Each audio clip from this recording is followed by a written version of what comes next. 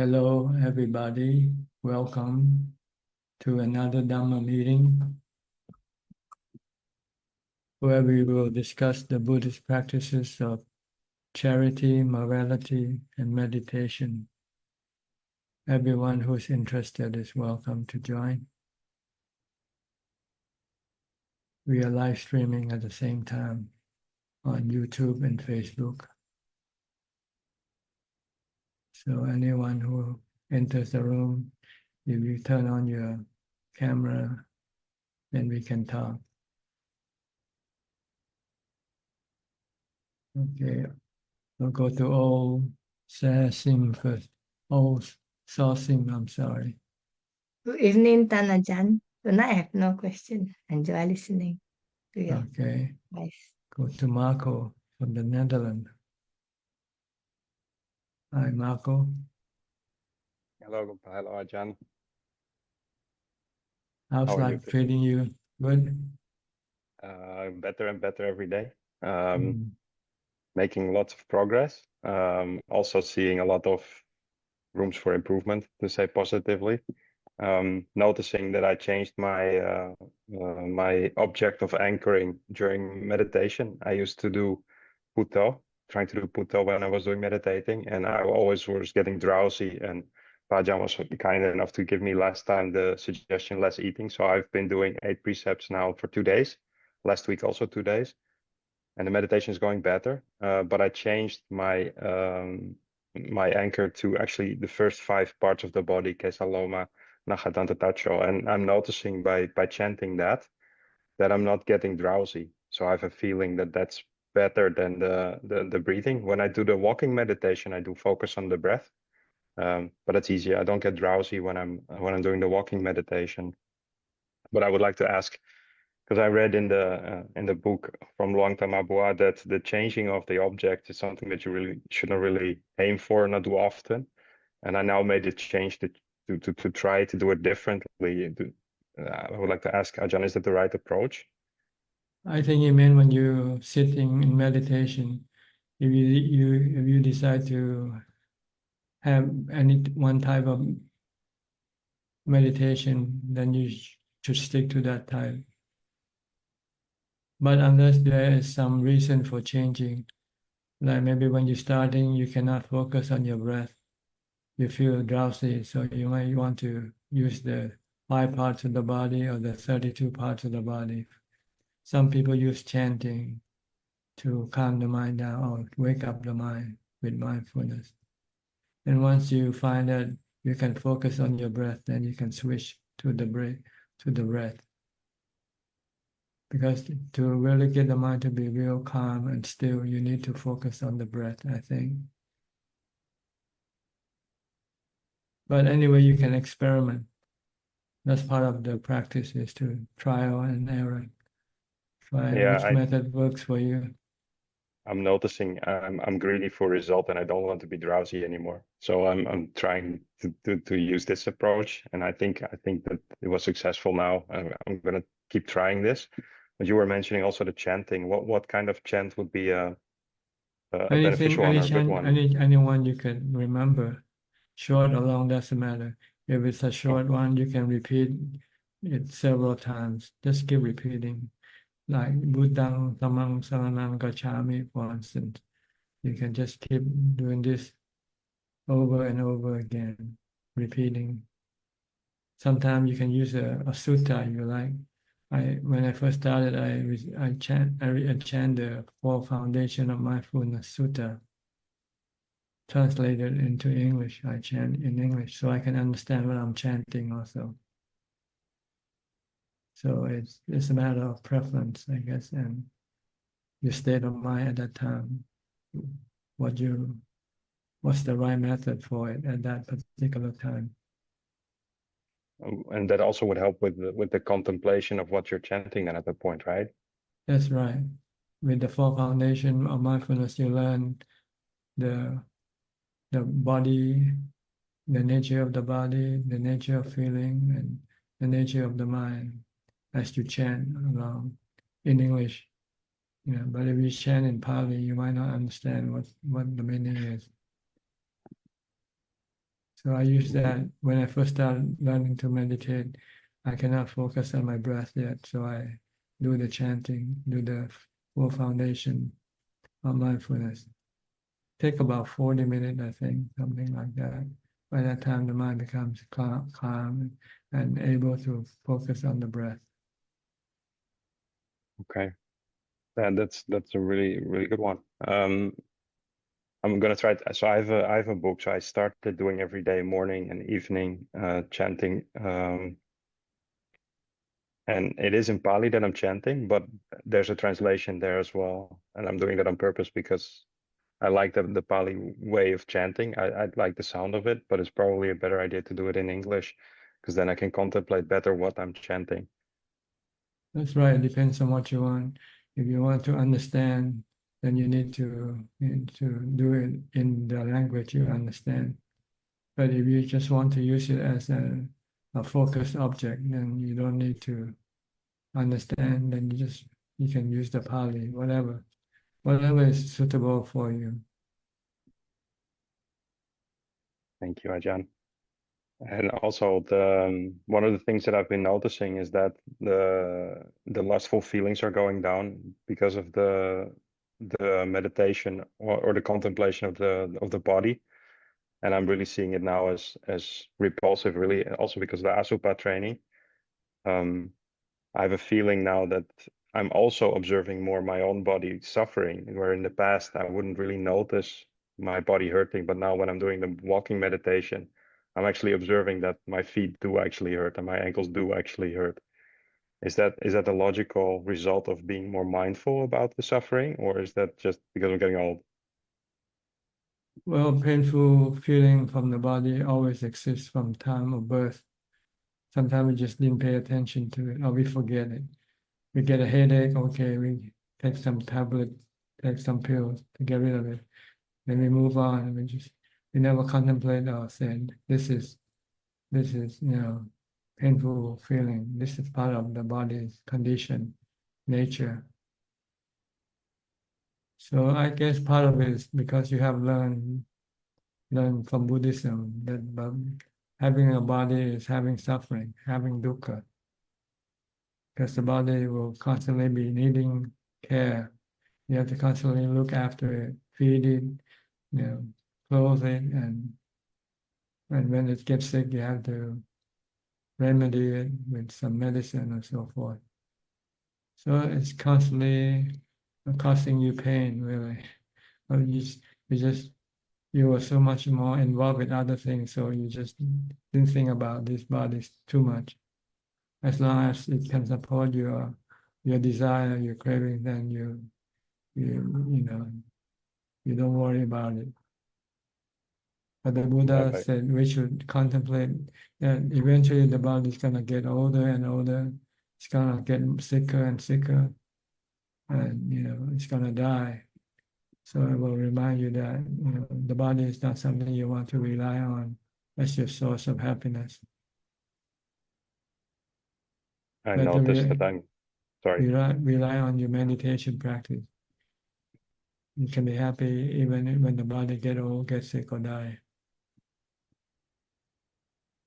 I'm noticing that I'm contemplating more sickness and dying, getting older as well, and realizing that really the mind is separate from the body. But I'm noticing also that I'm not really still able to really detach the two. So I guess that there's not enough wisdom there to see it yet. But am I on the right path? I mean, am I following the right steps? Yes, the more you meditate, the more you will be able to separate the mind from the body. When eventually when you enter into jhana, the mind and the body will be separated temporarily. And when you return, when you come out of your jhana, you can then keep using contemplation to remind yourself that you are not the body. The body is just your servant. You're the master. You tell the body what to do. So when the body gets sick, you know that it's just the body that gets sick. It's not you. You're the thinker. You're the knower. You don't get sick. With the body. You don't get old with the body. You don't die with the body. So constantly teach your mind this way, so to overcome your delusion for thinking the body is you.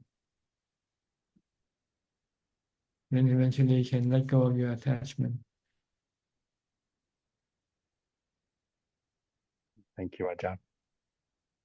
But this is a process of learning and teaching your mind and training your mind to switch the way you look at the body from being yourself to being not yourself.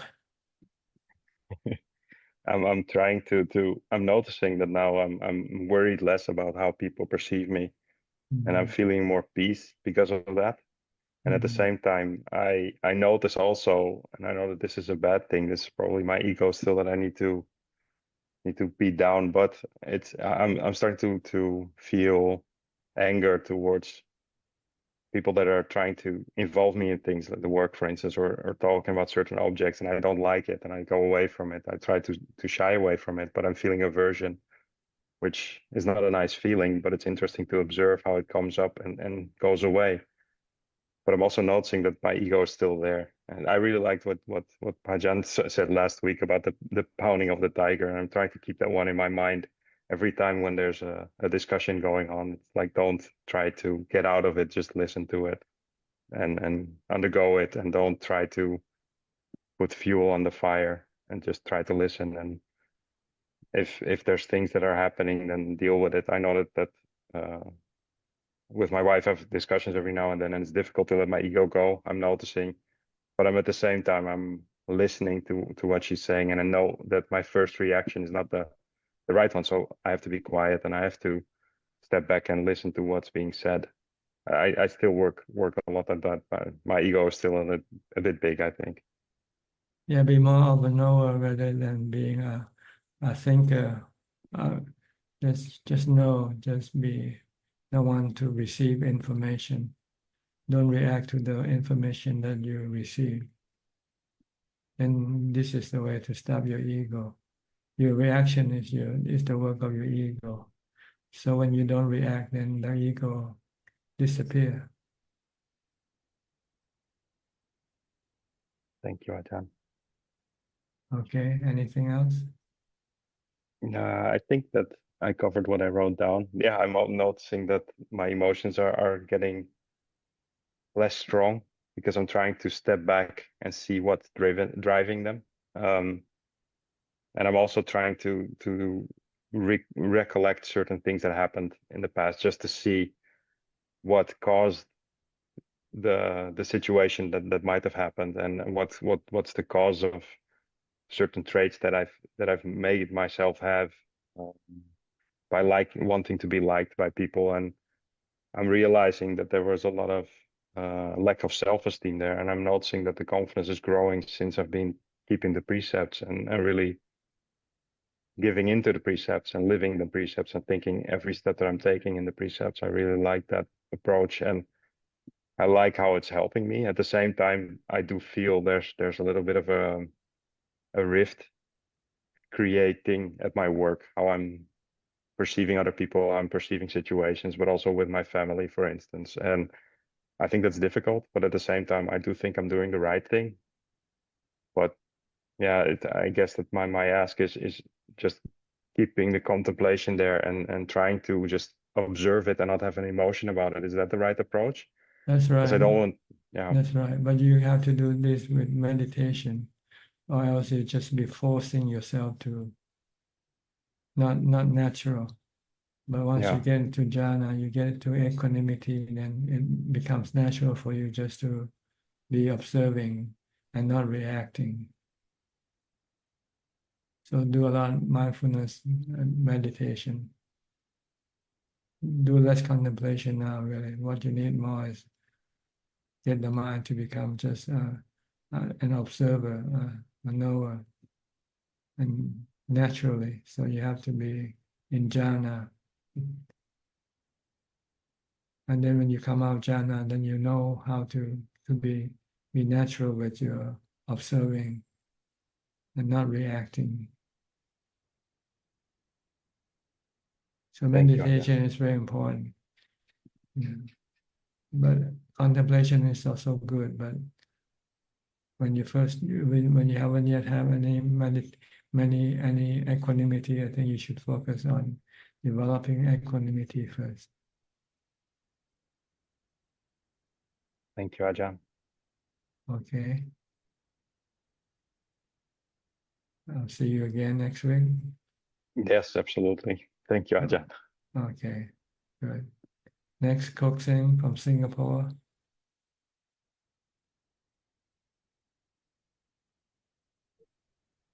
Good evening, Prajan.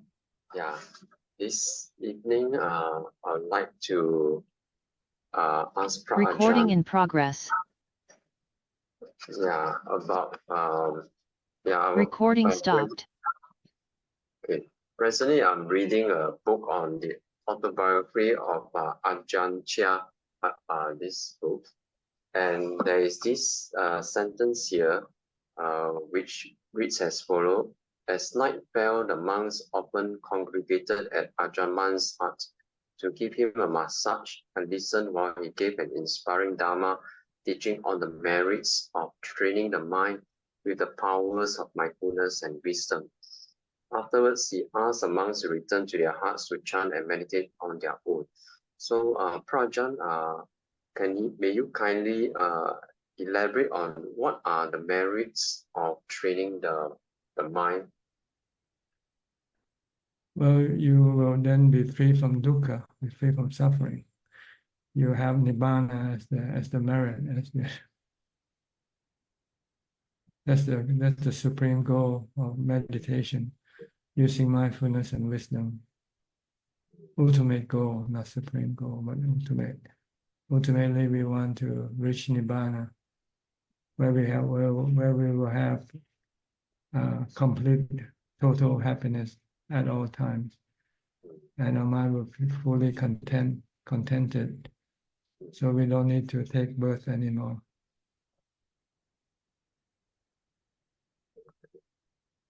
Okay, so that is the merits of training the mind. Yeah, or you can go into detail, like you will attain to the 4 level of enlightenment, reaching a Sotapanna, Sakidakami, Anakami, and Arahant. This is the result from your practice of mindfulness and wisdom. Okay. Okay, thank you, Prajan. All right, is that all? Yes, that's all. Okay, go to Steph now. Hi, Steph from Oregon. Early for you, huh? 6, 10. Yes. Hmm. I wake the boys up in a minute. They go to school for the first day of the year. It's kind of crazy. Okay, first day of school. First day of school, yeah. Yeah, okay. September. Yeah, I guess I don't have any impermanence. Summer, it went by so fast, and I guess I never felt there's no ground. I don't know, there's no ground. It just keeps going, and I just feel that very strongly. I don't know, that's all. We are living on a conveyor belt. Yes, yeah. Reality just keep moving. Yes, yeah. So So I you don't know that I have should a question, but yeah. you shouldn't hang on to anything. Just flow with it. Flow with the event. Yeah, And make yourself happy. That's all. Don't yeah, make that's what I'm yourself. trying to do. Don't stress yourself. If you know the truth, that life just constantly moving, changing, and you cannot, expect things to be what you like to be. That's what I'm trying to work on. Just let it go. Let it go. Hands off. Be happy with whatever happened. Yeah. Do whatever you can. Yeah. What you cannot do, then just let it be. Yeah. Thank you very much. Yeah, that's good. So thank you very much, Ajahn. Thank you. Okay, good. Next, go to Rohini. Hi, Rohini from the UK. Where are you in the UK? In London? Croydon. Croydon. Which Yeah. part of it in England? It is about 25 miles from Croydon. Sorry, 25 miles from London. Oh, not too far then. Okay. South of London. It's a suburb, more or less. Yeah. Yeah. Okay. Anything for you? I have no questions for now, but my practice is okay. Trying hard to improve the mindfulness. Yes, that's the And key. That's the key to yeah. your success.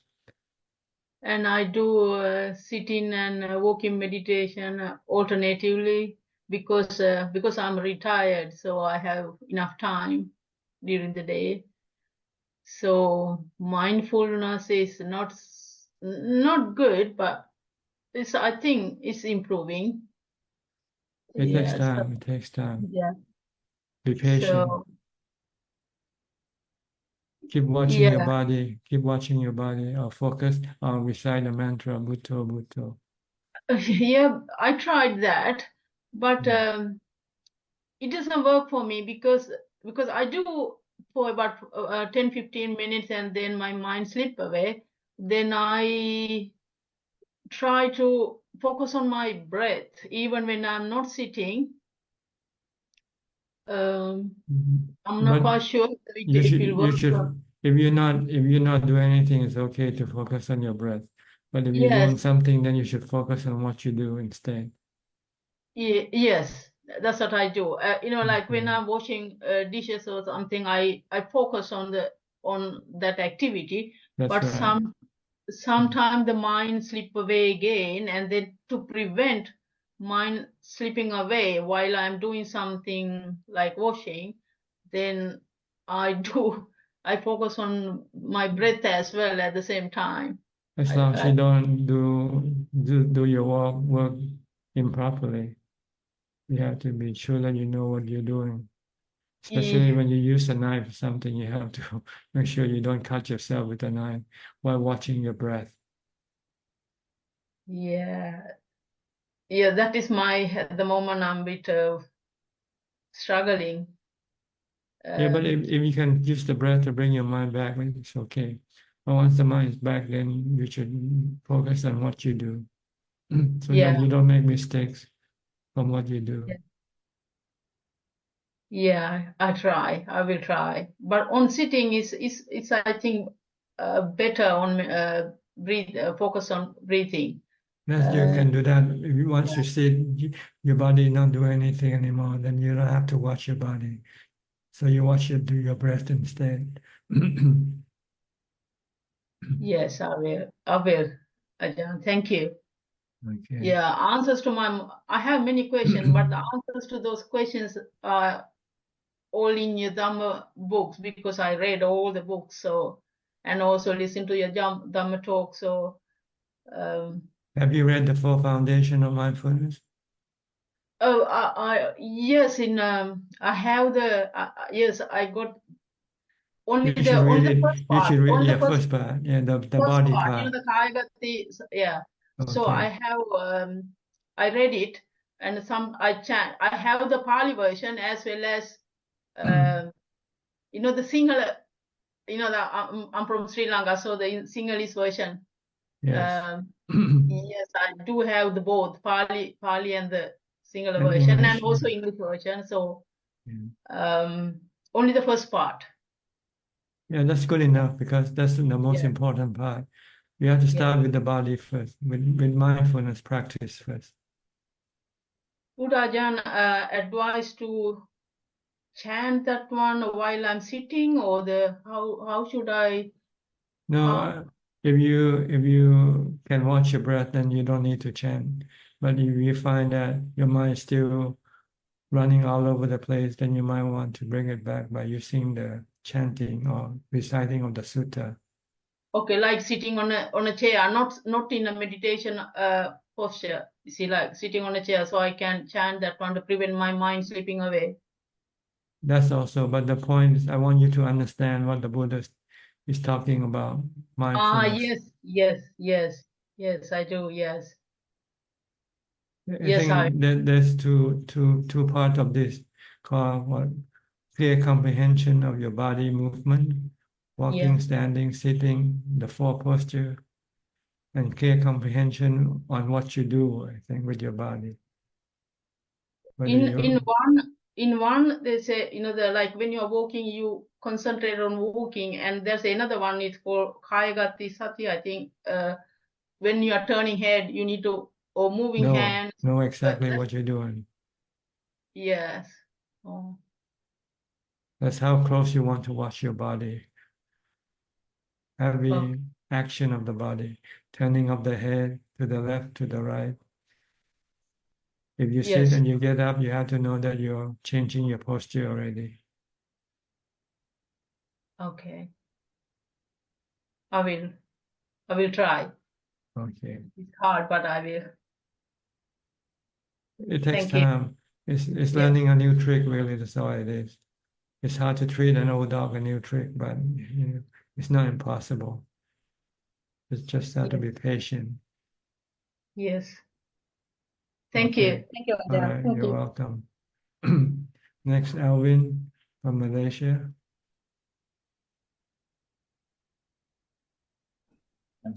Namaskar, Ajahn. Ajahn, talking about mindfulness, mindfulness of the body, movement, do we also have to be mindful of the feelings in us? No, just don't worry Not- about feeling. Just watch the body, that's all. Just watch what the body is doing, whether it's standing, sitting, walking, or lying down, or eating, or washing, or do whatever activities. Just tie the mind to the body. You don't want the mind to run away to the past, to the present, to the future. You want to bring the mind in the present. Keep the mind in the present and not thinking about anything. Thanks. Okay? Try to do it all day. See if you can do that. From the time you get up, as soon as you awake, start watching your body. Which position is his body now? It's lying down. Okay. Now it's getting up, sitting, then standing, then it's walking, and it's doing washing the face, brushing the teeth, and so forth. Just keep watching every activity of the body. This will restrain your mind from running, thinking about other things. When you have strong mindfulness, when you meditate, you can tell the mind to stay with the breath, and it will stay with the breath. It won't go away. My mindfulness is still weak, Ajahn. I mean, I try to do it, after a while I forgot. I'll think about something else. I know. You see, your habit wants to just let the mind run all over the place. Yeah. When you enjoy doing that, actually. Mhm. When you think of something else, It takes time to learn a new trick, to reprogram your mind. Yeah. Thanks. Okay? Thank you. You need right effort. Yes. Keep doing it. Yeah. Never give up. Then one day you will succeed. I hope so.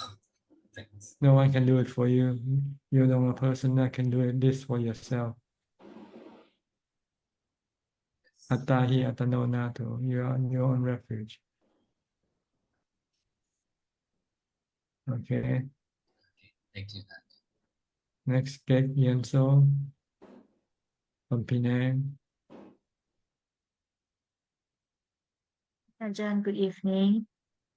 Good Ajahn, evening. one of my friends asking whether he or she still can have the bank account after they renounce as a monk, monastic sangha. Yes, you can have bank account because Mhm. the bank is like somebody who you trust and let them keep the money for you. See, once you become a monk, we're not supposed to keep the money or handle the money directly. We have to have someone else to do it for us, someone to keep the money, and if we need to get something, we have to ask someone to go and buy things for us. We're not supposed to carry the money with us and spend it as we like, anytime, anywhere. Okay, thank you, Ajahn. But the purpose of having money is really to support your body. That's the principal purpose. Like maybe sometimes you might want to buy some medicine or something that you don't get from Dana, and you have to have some money to buy it, but not for leisure, like pleasure, buying a new phone or going going someplace for a holiday or something like this. This is not the purpose for spending the money. It's supposed to support the livelihood of the body so that the body can then follow the teaching of the Buddha.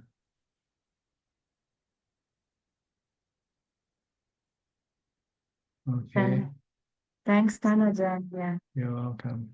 Next, Sarasi from Geneva. Are you still in Geneva? Yes, Ajahn. Hello, Ajahn. How are you? I'm Good. Eva. Okay. See your sister? She's on the screen also. Yeah, I saw her. Okay. What can I do for you? Yes, Ajahn, I have one question. It's about a person's desire to become a Sotapanna. So does that feeling has any ego or does it promote personality view? The idea itself of becoming a Sotapanna, that I should become Sotapanna. So does it promote any ego or any sort of personality Oh, view? Or? you have to start from where you are, and where you are, you have ego. But eventually the goal is to become egoless by the time you get to your enlightenment. See? So right now, don't worry about having an ego or not. We all have ego. We still have atta. We still think the body as being ourselves. See? But the goal is to study the nature of the body and see that there's no self in the body. And then once you have studied it, theoretically, you have to prove it. How do you prove it? You have to let go, not worry anything about what happens to your body, whether it's getting old or getting sick or dying. You should not have any worry or anxiety toward the body. That's the practice. That's the goal of the practice. Let go of your attachment. Let go of your delusion, thinking that the body is you. You feel bad because you think the body is you. See, whatever happens to the body, you feel bad. But if you have studied and practiced meditation, then you say, by seeing the body as being myself, I'm causing myself a lot of suffering. If I don't want to suffer, then I must see the body not being myself. When other people's body, you don't care what happened to them. Well, you should look at the body, your body, just like you look at other people's body, because they are the same. They're not your body. Yeah. So that's where you want to go if you want to become a Sotapanna. Through that idea, we finally tend to reduce the personality view. So there is we should not worry about about the idea that becoming a Sotapanna is actually whether it promotes ego or not. That's what. No, it doesn't. Having a goal doesn't mean you are promoting any ego. You have first to know where you want to go, right? Yes. You have to, then you can then set up the path to go toward your goal. We all want to be Sotapanna, so we have to find out how to become a Sotapanna. We have to practice meditation. We have to practice wisdom. First, we have to develop mindfulness so that we can meditate and enter into jhana. When we enter into jhana, we see that the body and the mind is temporarily separated. Then when you come out of jhana, your body and the mind reunite again. So then you have to use wisdom to constantly tell yourself that you are the mind. The body is not you. You're the master of the body. You tell the body what to do. The body is your servant. That's all it is. It's just a servant. And it's made from the four elements. From the food you eat, from the water you drink, from the air you breathe, and from the heat you get from the sun. They combine and create the 32 parts of the body. That's all it is. And when the body stops functioning, the four elements will then separate from the body. You have to see the start and end of the body, the whole process of starting to the end, starting with conception in the womb, by the combination of the four elements of your father and your mother, because sperm and eggs. They are elements, right? They are hydrogen, oxygen, nitrogen, and so forth. They are elements. There's no cell in that body.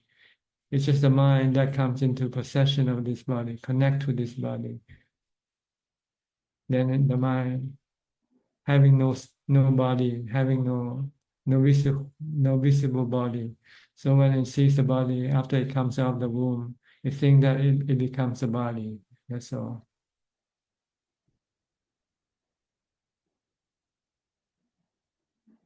You getting what I'm saying? You have to trace the path of creation to the path to the end of the body, from conception to death, to the total dissolution of the body. Eventually, when the body dies, then the four elements will separate. And eventually, you can see it's just the earth element, the skeleton, which eventually will turn into earth. The water element evaporate. The heat element separate. Yes. The wind element leave the body. So you can see the remaining is just the earth element. Where is the cell? Or you can go through the 32 parts of the body. How many parts you have in the body? 32 parts. You can then analyze each part and ask yourself, is the hair me? What happened when I cut the hair? When I shave the hair from my body, do I still exist? Yes. So you must not be the hair, right? What happened when I lose my teeth? Are you still here? You're still here. The teeth gone, but you're still here. So how can you be the teeth at the same time? So you have to use common sense or rationality to teach the mind to overcome your deeply rooted delusion. You just claim the body to be you, that's all. That's just a claim with no basis of fact to support your claim. So you have to use truth to overcome your delusion. Separate the 32 parts and ask yourself each, am I the hair? Am I the teeth? Am I the nail? Am I the skin? Am I the flesh? Am I the heart, the lungs? And you'll find that you're not any of these things. They are just parts, organs. So where are you? You're in the mind. You're the thinker. You think about the body. It's just your thinking. It's like a fiction you write. You write a fiction book, a book on fiction. You can write anything, right? As a fiction writer, you can create many characters. You can destroy anything. It's just fiction. There's no truth. Nothing to support this fiction at all.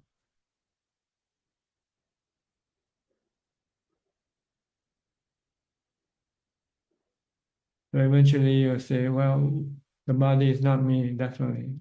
I am the mind. I am the thinker. I'm the one who tells the body what to do.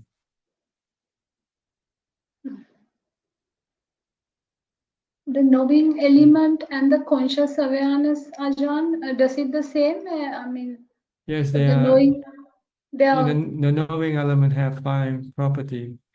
It can connect to the body, so it can receive the the sensual objects from the body. Then it can perceive these sensual objects or remember these sensual objects. Once it knows these sensual objects, it analyzes. When you see an image, the mind analyzes what type of image is this. Is it a good image or is it a bad image? Is it good for me or is it bad for me? When it's good, then you get good feeling from that image. If it's bad for you, you have bad feeling from that image. This is the property of the mind, to analyze and to have feeling to arising from these images. And then once you have feeling, then you have thinking. What should I do with this feeling? If it's good feeling, you want to maintain it. If it's bad feeling, you want to get rid of it. How do you get rid of it? You have to get rid of the image that caused you to have bad feeling, right? So this is sankhara. Then you tell the body what to do. Get rid of that person. Get rid of this thing. This is the working of the mind. The property of the mind.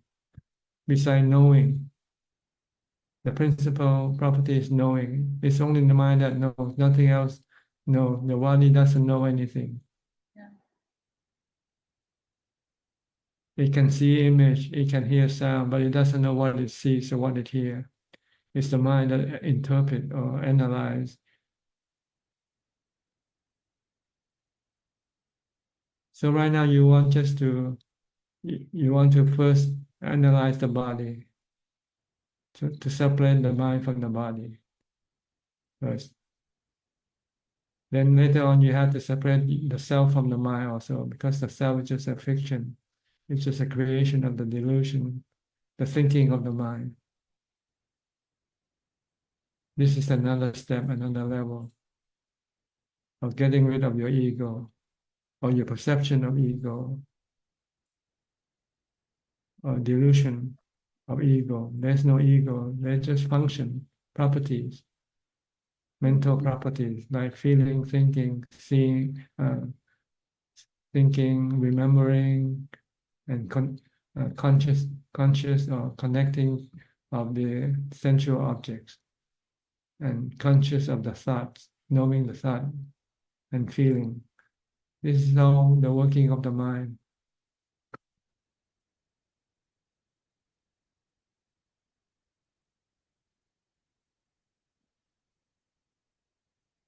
Okay? Okay, Ajahn. There are a lot of things you have to learn. Yes. We never been taught this way. We've been taught to look at the body as me from the time of birth. Your mother and father said, "This is you. This is your name." So you remember and you become attached to this body. Oh, this is me. This is my body. But had you been instructed by the Buddha, then you'll get different information. That this is not me. Yeah, that's right. He taught his son. His son ordained as a samanera, as a novice, I think at the age of 6 or 7. And then he been taught by the Buddha and chaperoned by his right-hand disciple, I think the Venerable Sariputta. Eventually he became enlightened once he been fed the right information. Right now we all been fed with the wrong information, delusional information.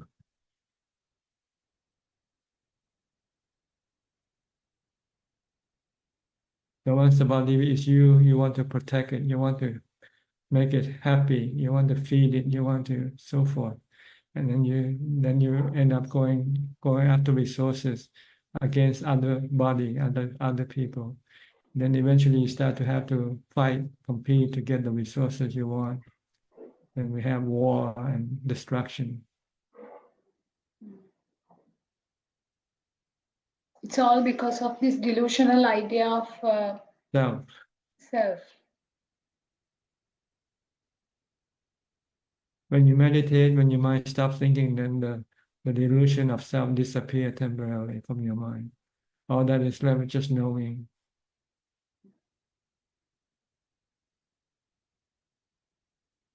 There is knowing, but there's someone who knows is not there. There's no someone who knows. There's just knowing. There is thinking, but someone who thinks. There's no someone who thinks. Just thinking.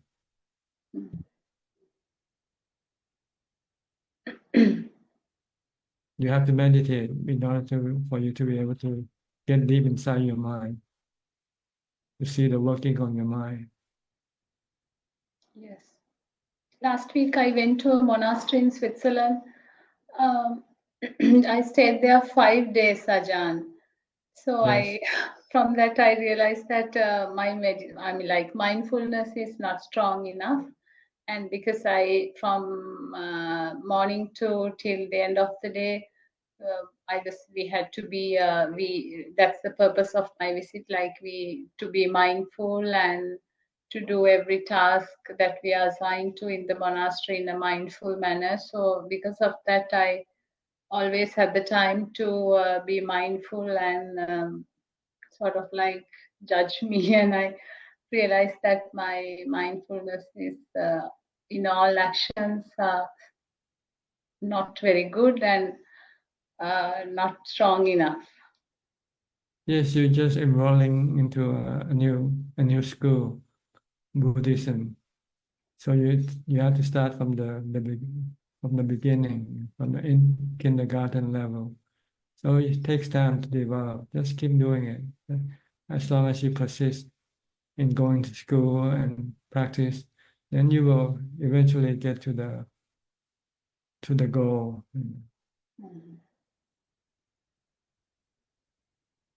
Okay.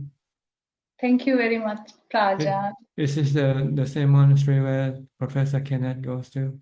Yes, Yeah. I met last time when I visited there to offer a dana. I met Professor Kenneth and Claudia and one of your other students as well, Ajahn. I think she joins your Thai group of Zoom meeting. Yes. Yeah. She's a friend of a Thai lady who lives in Switzerland also. Yes. I So think we she had helped. a lot of students of you. We met. We were very happy. We met each other, and it was really nice. Okay, try to go as often as you can, rather than going on a holiday, but go to a monastery, go to learn new tricks. Yes, Ajahn. We have a lot of things to learn yet, so don't be complacent. And time is running out also. You're getting Yes. older and older. So forget about sensual pleasure. It doesn't get you anywhere. It gets you stuck in samsara. That's what sensual pleasure will do for you. Yes. If you want to get out of samsara, you have to forgo sensual pleasures and go for meditation pleasures.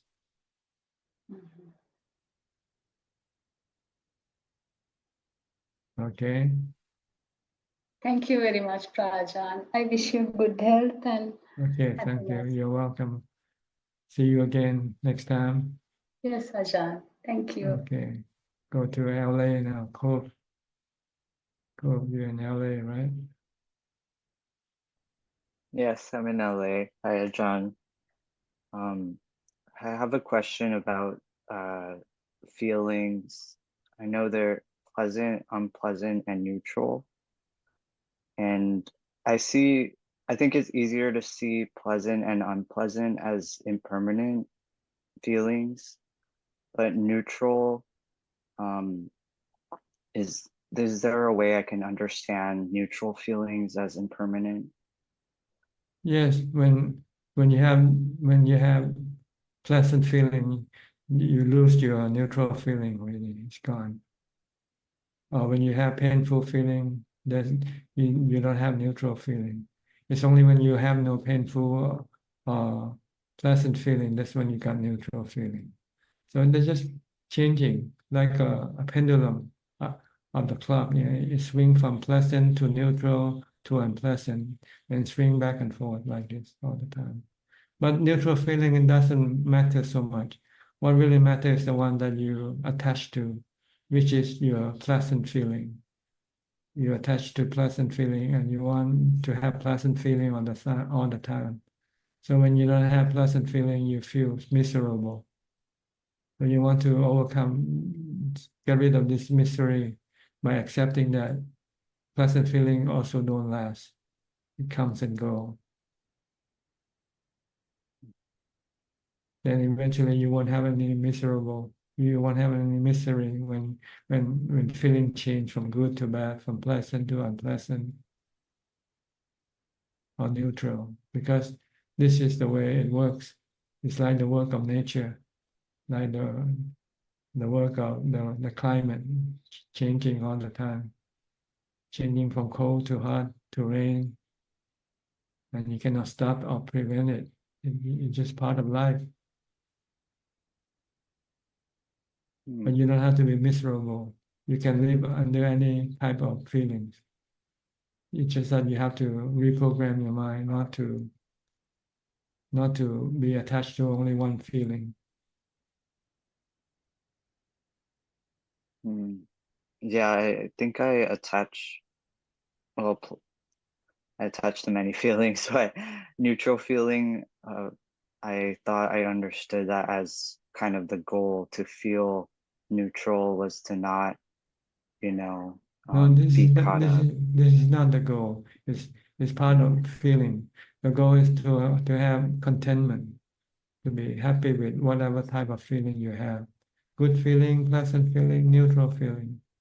You can be happy with all of them. That's the goal.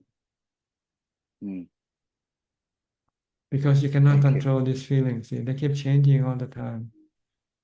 So the best thing to do with them is to be happy with any type. Then you will always be happy.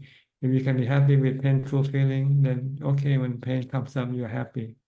If you can be happy with pleasant feeling when it comes up, okay, you're happy. You can be happy with neutral feeling, okay, when it comes up, you're happy. To be happy with all these three feelings, you must not have any attachment toward them or aversion for them, toward them. Just practice equanimity. That's what we want in order to deal with the changing situation, changing feeling. Right now, we don't have equanimity. We keep reacting with aversion or with attraction. And then we start to create misery from having aversion or attraction.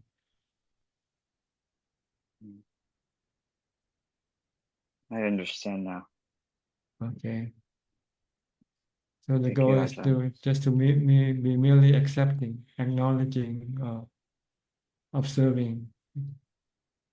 Things keep changing. Everything is like the weather. I always compare things like the weather.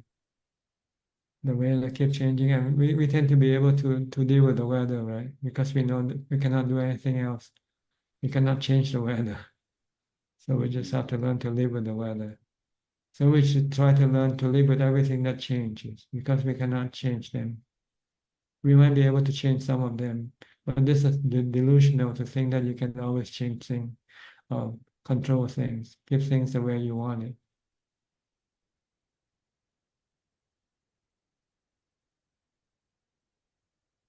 So this is why we meditate, to get to equanimity.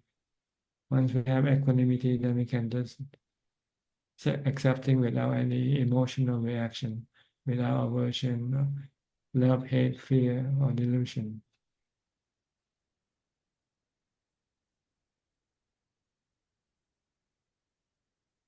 Okay.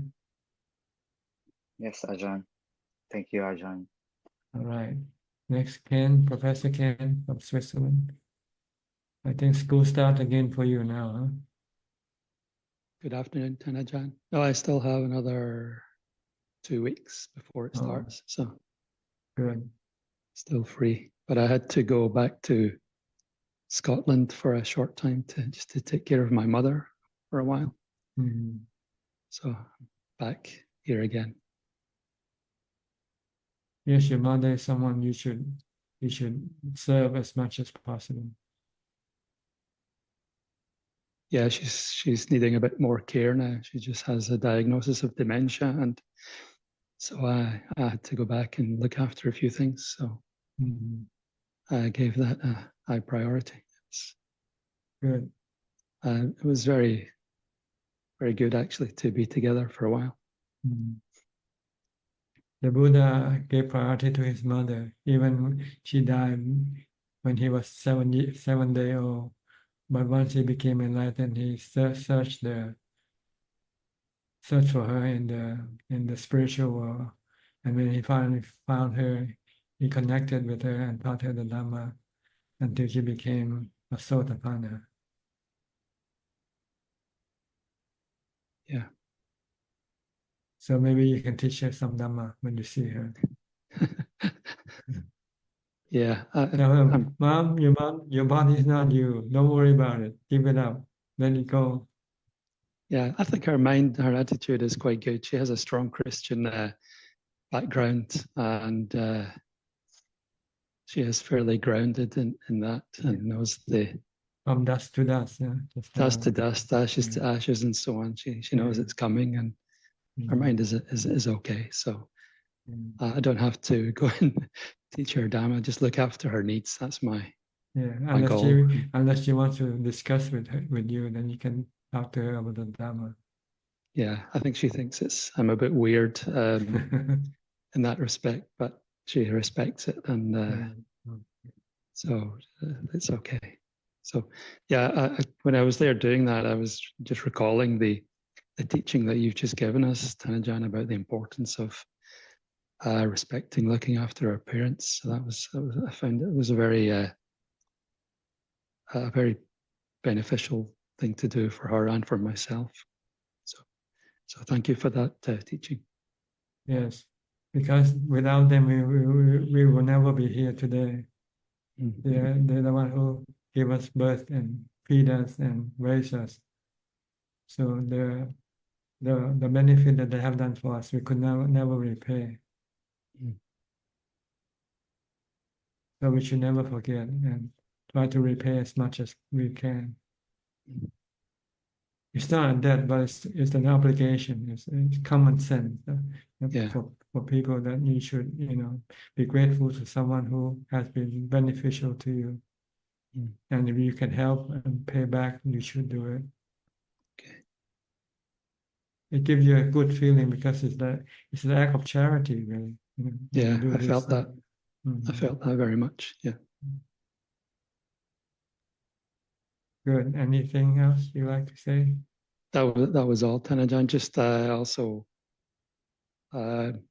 mentioned that, as Sarasi mentioned, we all just happened to meet up at the Dhammapala, which was very nice.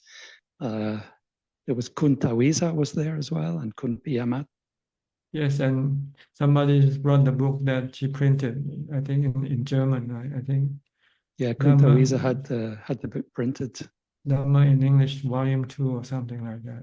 That's the one that Claudia translated. Yeah. Okay. Not the sensual pleasure one. No, it's the Dhamma for the Asking, Volume 2. Okay. Dhamma in English. Yeah, Volume 2. It's the one with the Skype sessions with Singapore. Yeah, okay. It's been printed already. I think someone will hand deliver it when they go to Switzerland. I think they'll carry with them. Yeah, I think all the books are still in Thailand, so we have to bring them here. Okay, good. Okay, Thanajan, thank you very much. Thank you. Next. Kamanji, your turn now. Hello, Thanajan. How are you? Happy? I'm fine. Yeah, I'm happy. Okay. Yeah. Any question? Yes, sir. I Go have ahead. about 6 questions. Okay. I just want to know, is it consciousness that goes throughout samsara, taking many body shapes? What's the exact term in Pali for consciousness?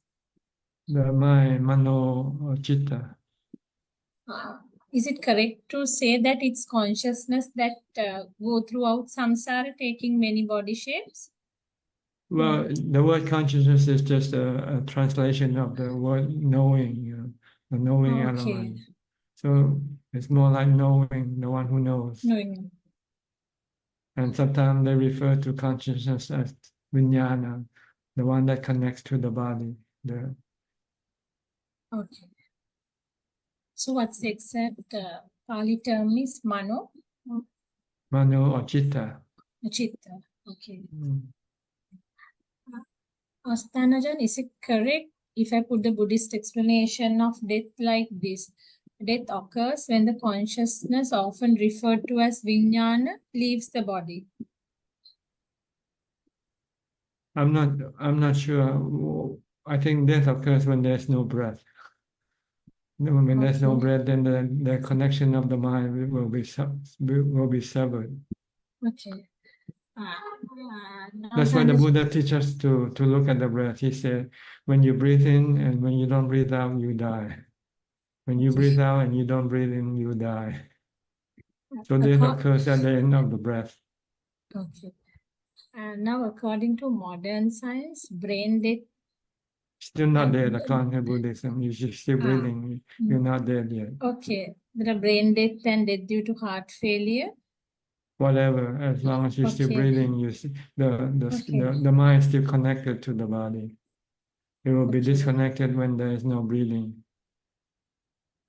Okay, whether it's brain death or heart death. What I Yeah, meant was in modern science, there are brain death and death due to heart failure are considered two different in the sense it's not the same. What I asked was, is the Buddhist concept of death the same as brain death or heart death? Or No. how does it differ? Well, As you it's said. still living, it's still functioning. See? It's just that it cannot do what the mind tell it to do, that's all. You cannot tell the body to go run or to go places or do things anymore. Yeah, thank you, Thanajan. And yesterday I was reading a Dhamma talk by Venerable Ajahn. Now I have a quote from that Dhamma talk where Venerable Thanajan says, meditation is like a single stick of wood. Insight, that is Vipassana, is one end of the stick and calmness the other.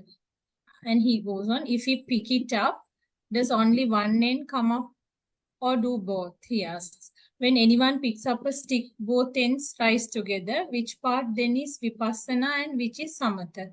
Where does one end and the other begin? They are both the mind. As the mind becomes peaceful initially, the peace will arise from the serenity of Samatha. So, Tanajan, according to this, we should make Samatha foundation for Vipassana, and clinging to calmness alone will not do.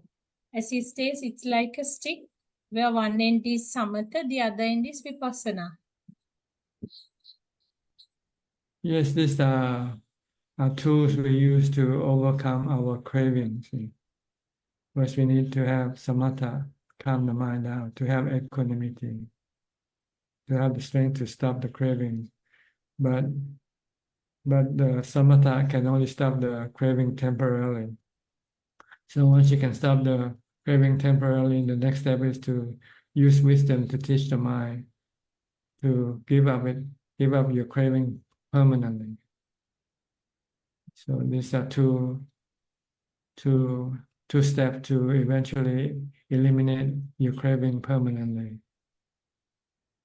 First, you stop it by using mindfulness meditation, and when you enter into jhana, your craving stops.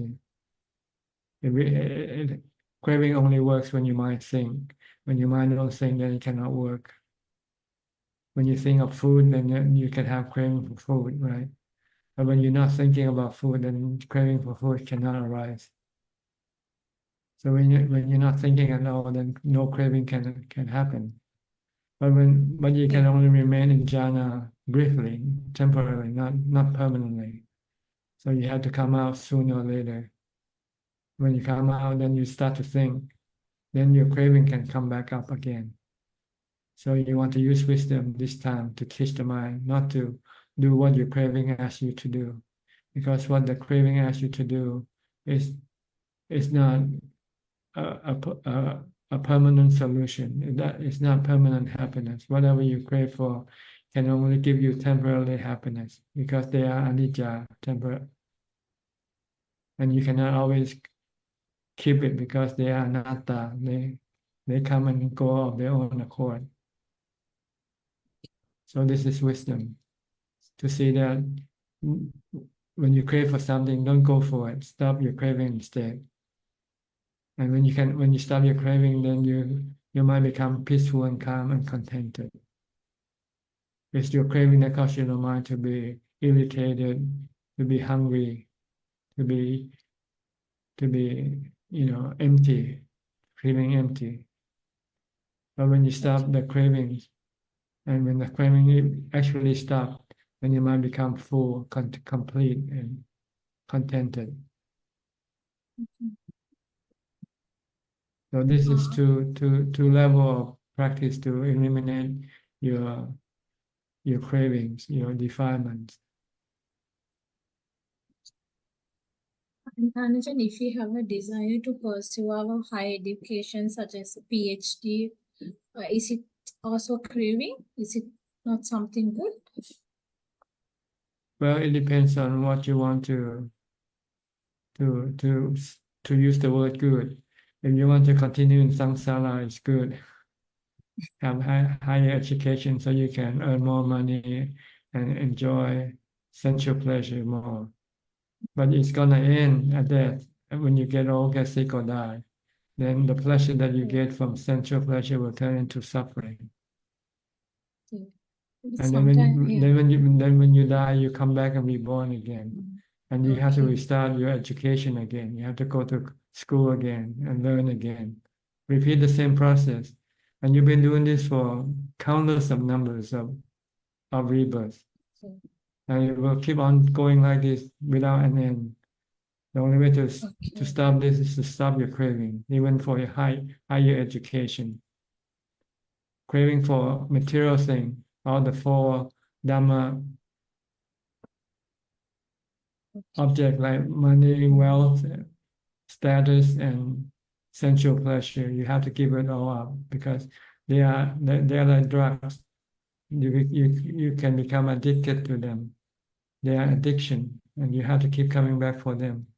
After your body dies, you have to find a new body to come back and go look after them again. Go after them again. Because Ajahn, why I asked that was some time back I got selected to do a PhD, but due to some reasons I couldn't do that. But sometimes I feel sad about it. Sometimes I feel as though I could have done that despite those maybe difficulties or whatever. But back then I used to feel very sad about it, but that sadness or that feeling is not strong now. I don't have such a desire to do a PhD now, because even I can now apply and get selected to do one and go, but now it's less intense, the desire. So I think it's good then, no? Because back then, maybe 5 years back, I really regretted that I didn't do it, because I got a good chance. That's why I raised that question. So you said it's up to me to decide, right? Yeah, it depends on how you want to look at it. It can be good if you want to live a happy samsara life. Then you need to have higher degree, because then you enable you to make more money, so you can live more comfortably. But it's a temporary type of happiness. Eventually, when your body get old, get sick, or die, then you won't be able to enjoy it anymore. And but your aspiration for Nibbana, this will enable your mind to always be happy regardless of the condition of the body. Okay. And during the Buddha's time, even little children like Sopaka, they were able to achieve Nibbana without much maybe Buddhist exposure to much Buddhism or anything. They managed to become arhants just by seeing the Buddha. That was something from samsara that they must have. The Buddha didn't send his son to college. The Buddha gave his son novice ordination as soon as he asked for his inheritance. Then the Buddha said, your inheritance is Nibbana. Come and be ordained. Yeah, okay. And I was talking about this Sopaka. There was a child called, not Buddha's child, Sopaka. He just saw Buddha and he managed to become, he entered the Buddha Sasana, and at the end he became an arhat. Yes, So he once didn't you have have any, yeah. once you have trust or you have confidence in the Buddha's teaching, then you'll follow and practice his teaching. He And didn't have any then sort of formal education or anything. you don't Still. need many of the Thai master, forest Thai tradition master. They don't have any formal education. Some of them can't even read. Okay. But this is not necessary. All you have to know is how to meditate, how to be mindful. And how to study the body, the true nature of the body. Yeah. And you can learn from the teaching of your teacher. You don't have to read books or anything like that. Your teacher will give you a lecture and tell you how to investigate the body, for instance. Okay. Have two more questions. Do you have the time? Yes, plenty of time. Last week, Ajahn, you mentioned that staying mindful throughout life can help prevent illnesses such as dementia. Dementia means the loss of cognitive function. Could you explain how mindfulness can be used to combat illnesses such as dementia?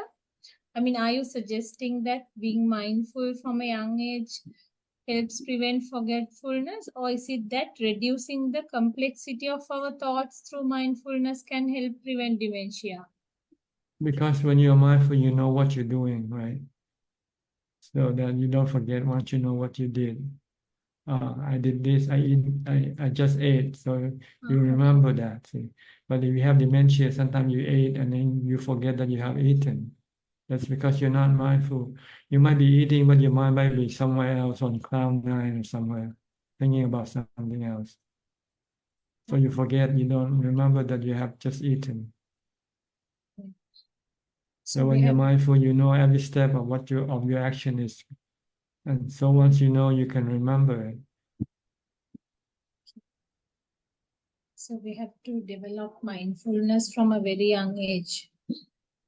You can do it now. You can do it now. Doesn't matter. It's better late than never. So don't say, "Oh, I'm too old to learn." There's never too old to learn in Buddhism. You can learn. Even a very old person can learn. Yes. Maybe it might be harder, more difficult than when you're younger. Okay. Ajahn, how should society view monks who leave the monastic life to enjoy material comforts? In a recent social media discussion, a local Buddhist monk mentioned that in the Buddha's time, a monk, I can't remember the name of the monk who lived in the Buddha's time, he disrobed multiple times thinking lay life was better, but eventually he returned and became an arhat. But usually in today's setup, people are very critical of monks who leave the monastic life. So my question is, Ajahn, what should lay people think of monks who disrobe? Should we be so critical of them, or should we give them another chance? Monks are like students who goes to college. After you study and sometimes you fail, you drop out. And then later on, you decide to go back and try again. So you do it again. That's all. Buddhism is like a school. It's like a university. It's a boarding school. We live in the school, study at the school. But sometimes we just cannot do the courses and we fail, so we give up. So we return as a layman for a while, but then after a while you feel you have the strength to return again, so you go back again. Okay, so that we shouldn't be too critical of this. No, you shouldn't worry about them. I think you're critical because you expect them to be noble disciple, all of them, but they're not. Someone asked the Buddha that the Buddha taught his student to go to Nibbana, but somehow not every student the Buddha taught goes to Nibbana. They asked him why. The Buddha said, "I don't know. I'm just a teacher. I taught them the way, but if they don't go, what can I do?" So people have different mental faculties. The ability to follow the teaching varies from person to person. So the stronger mental faculties you have, then the more likelihood that you'll be able to become enlightened, or quicker or sooner than someone who had lesser mental faculty. It would require them to take more time to develop. But eventually, if you don't give up, you will succeed. And Ajahn, this is related to your autobiography. In your autobiography, you have mentioned that the owner of the ice cream parlor where you worked earlier as a layperson tried to give you a salary increment when you told him that you want to resign to lead a religious life. There you have mentioned that he didn't believe that you really want to leave, and he just asked you that. I just want to know that did that person ever visit you after you became a Buddhist monk? Did that person? That person, the owner of the ice cream parlor where you worked? Oh, we have no connection once I left Okay. the store. Okay. Yeah. Did any of your lay friends come to see you after you became a Buddhist monk? No, because I didn't tell them that when I became a monk. Before I became a monk, I isolated myself for 1 year, practicing living alone, no social contact with anybody. So when I out there, I didn't tell anybody, and where I went, nobody knew. So I more or less was just a lost person, as far as they're concerned. This is good because if they know you, they'll come and visit you, and then this can cause you the old desire to come up. The desire to. It's good that if they come and maybe learn the Dhamma from you, so that they can. I wasn't ready to teach anyone yet. I was still a student. I was still studying. Yeah. Even my mother, she only came to see me once. I told her not to come, but she insisted. Okay. Yeah, I read that. Yes, Okay. Can I ask one more question? Sure. And how is change defined in Buddhism? I think I read one of the Buddhist texts that you recommended. Can I read out a part from that, a very brief part? Do you have the time? Yeah, it says the sum total of philosophy of change taught in Buddhism is that all component things that have conditioned existence are a process and not a group of abiding entities, but the changes occur in such rapid succession that people regard mind and body as static entities. They do not see their arising and their breaking up, but regard them unitarily, see them as a lump of whole, and it says Jnana Sanya.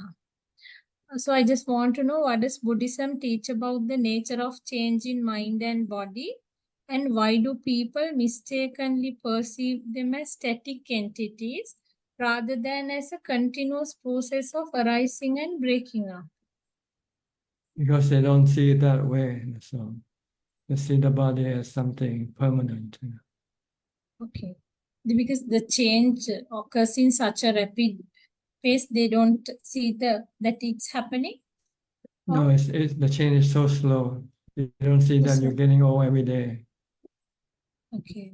But you only see the difference if you take a photo 5 years ago and look at it and compare to today. Then you say, "Oh, I have grown. I have became older." Okay. The process of change is slow as far as the body is concerned. Okay. But the mind, the feeling, they're constantly changing all the time. But we don't notice it. We just flow with it. We just try to manage them, then try to watch them instead of looking at them, studying them. We just try to manage them. As soon as we have bad feeling, we try to get rid of it. And we don't have it. When we have neutral feeling, we start to look for good feeling. Okay. So we're not studying the nature of the body or the mind. We just use the body as our instrument to go after our cravings. That's all. So we never understand the nature of our body or of the mind until we come and read the Buddha's teaching. Okay. I mean, our thoughts, the changes in the mind take place very rapidly, but changes in the body, that's a slow process. Is it correct if I put it that way? Because thoughts, of course, every second thoughts may change, and we feel that we get different thoughts may arise and cease. But when it comes to body, we don't feel that our body is subjected to change because as you said, it takes a long time. Yes, it's a slow process. You don't notice the change easily, Okay. unlike the mind. But then you don't also know the mind changing because you never look at it that way. Okay. That's all for today, Thanajan. Okay, thank you for Nice your talking to question. you. Yeah, Thank you okay. so much. Keep coming back for more. I think it's helpful for other people to hear too. Thank you so much, Thanajan. Wish you Okay. good luck and happiness. Thank you. Good Okay. health and happiness. Next, I'll go to Lynn in Indonesia. Good evening, Thanajan. Yes, good evening to you.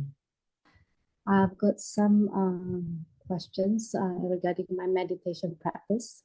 Just want to ask for your advice also.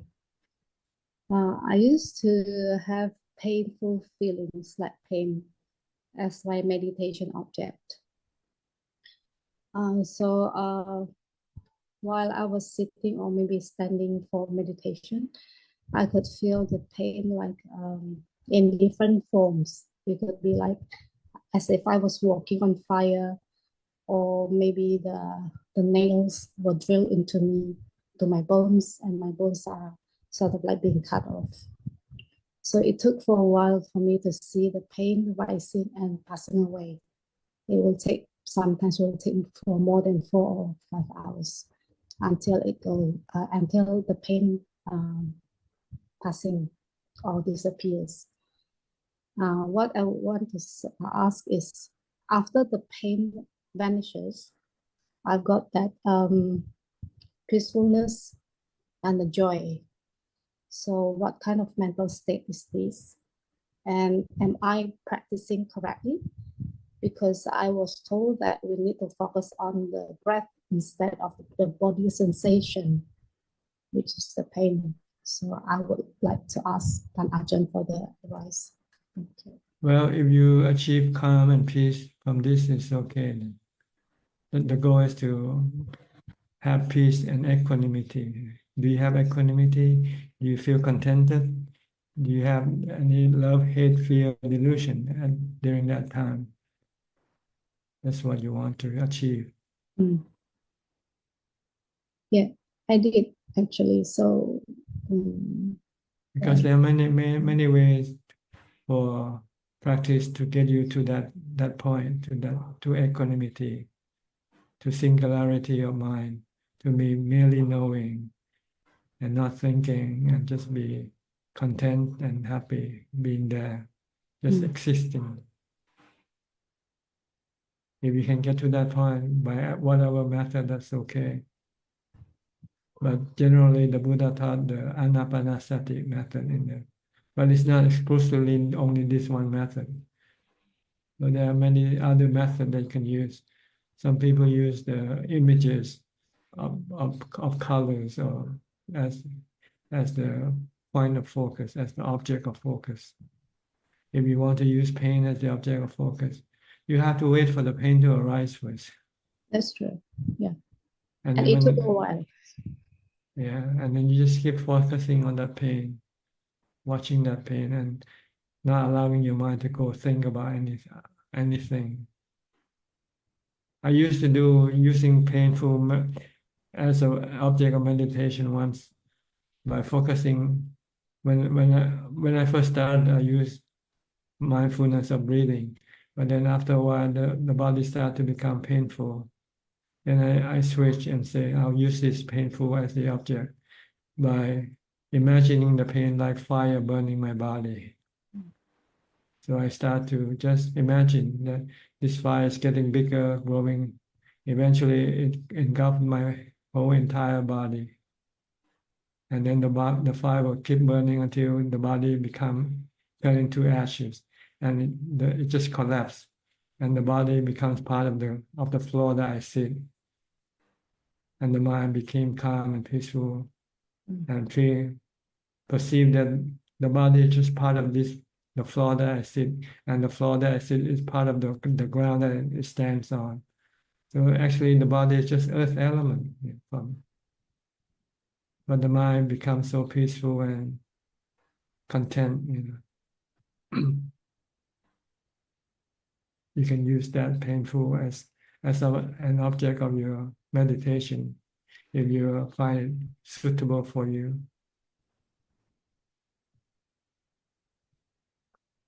So that eventually, when you get sick, like you might get cancer and you have painful feeling, you can then use this painful feeling as your meditation object. Instead of being miserable, you can become calm and peaceful from this painful feeling. And it is easier to use for me to use painful feelings as the. Yeah. But eventually, the goal is for us to train the mind not to have aversion for painful feeling. That's true. We should have equanimity for the painful feeling. Then it comes and go. No aversion. When there's no aversion, then there will be no suffering. So is that more easier? Sorry. Yeah. It becomes vipassana. So you can see the nature of feeling that is not only pleasant. Sometimes it can become unpleasant. It can become painful. But the mind can live with any type of feelings. This is what we want to train the mind to do. Yeah, that's right. So when the painful feeling arises, I can see sometimes it is very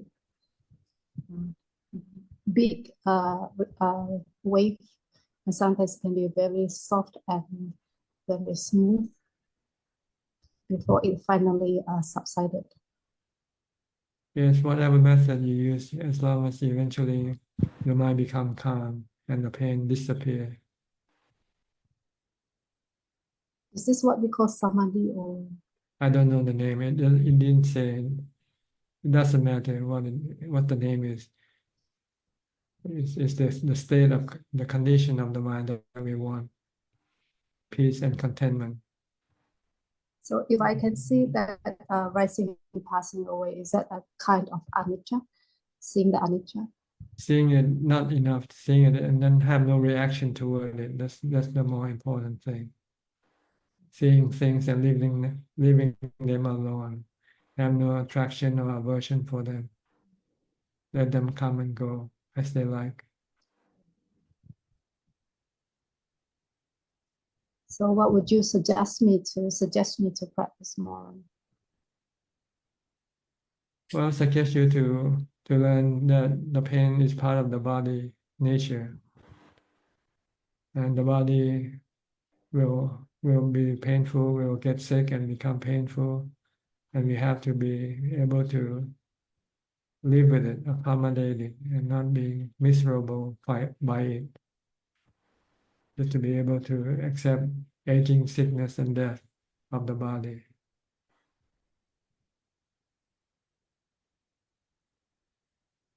By stopping our cravings or aversion for the body. We tend to have aversion. We don't want the body to get old, get sick, or die. And this is causing us misery or suffering.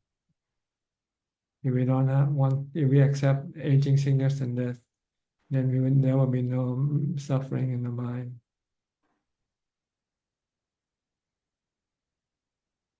So you have at least manage the painful thing. The next thing that you have to deal with is death of the body. And you let go of the body and not being affected by the death of the body or not. You can try this by exposing your body to some form of danger, like go spend a night in the wild forest by yourself among the wild animals, and see how your mind reacts under such condition. If your mind remain calm in equanimity, then it's okay. You have no fear of death. Yeah. But if your mind start to have fear, then you have to somehow teach the mind to get rid of this fear by accepting death as something that you cannot avoid, not stopping it. When the time for it to come, it will happen. Once you can accept death, then there will be no fear.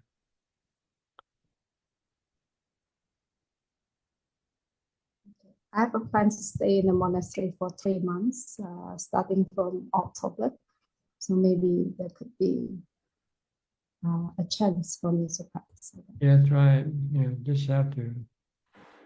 The goal is to be able to leave the body alone, let the body get old, get sick, or die. Because the mind is not the body, but the delusion mislead us to think that the body is us. So anything happens to the body, we feel terrible. We should not feel terrible, because we should look at the body like we look at other people's body. Right? We don't feel terrible by other people's body, whether they get old, get sick, or die. Likewise, we should also look at the body like that, our body like that. Not our body, somebody else's body. Your parents' body. Your parents gave this body to you.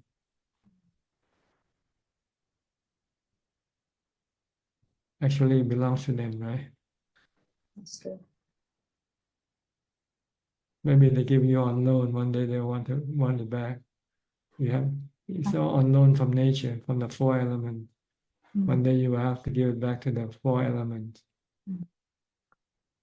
From dust to dust. Yeah.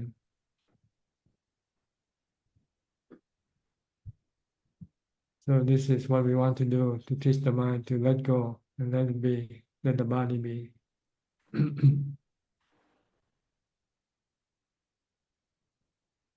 Okay. Thank you very much, Ajahn. I was very well explained. Thank you. Yeah, in order to do this, you have to have equanimity. That's why you have to meditate to enter to jhana. Okay, good. Next, we'll go to New Zealand. Hi, Anura and Ramya. Hey, good evening, Ajahn. You, after a long time, we haven't joined for some time, about 3 weeks. Yeah. Oh, really? I didn't even notice. I guess there's so many people coming in. Yeah. Now we decided to join today. Woke up with the alarm. So it's a lot of teaching. Thank you, Ajahn. I have no special question. Have you got any? Yeah. How about you, Ramya? Yeah, I'm practicing mindfulness and wisdom. Continue. Yeah, the first one is with mindfulness first. Yeah. Without mindfulness, you won't have wisdom. Wisdom will just be sanya instead of panya. Be just memory. You read about something, then the next day you forget. But with wisdom, you never forget. And not to forget, you have to have mindfulness. To keep reminding yourself. Okay. Okay, yeah. Thank you, Ajahn. Thank you, Ajahn. Yeah. Next, Nining from Indonesia. Yeah, Ajahn. Good evening, Ajahn. Yes, anything? Yeah, I have the question. It's regarding the video in the Dhamma in English YouTube. When there is a question that about like this, all the time my practice stuck at states of calmness, emptiness, pointed concentration, how to go one step ahead. And then Ajahn replied that once we come out from samadhi, we have to study and investigating everything as impermanent, to see everything as anicca, dukkha, and anatta. And then my question is, how do we know that we have enough equanimity so that we can practice vipassana? You don't have to know, you just practice, you just study the nature of things. Like can you study the nature of the things that you possess, like your money? Yeah, Okay. Is your money permanent or not permanent? not permanent. Okay. Will you be sad when you lose money or not? No, not anymore. Now not Okay. anymore. Okay, then you have equanimity if you're not sad. Yeah, If you're because sad, then you don't have enough equanimity yet. yeah, because like the question of Lin from Indonesia, he used the painful feeling for the practice. Actually, I ignore painful feeling for many years. For example, I have the stone bladder on my bladder, and it's very painful, but I just ignore it until one day it just come out from my body. And when it come out, I don't have I mean, yeah, I'm happy, but not too much, not the euphoria, just like, oh, it's already out from my body, just like that. So I live for many years, I live by ignoring many painful feelings.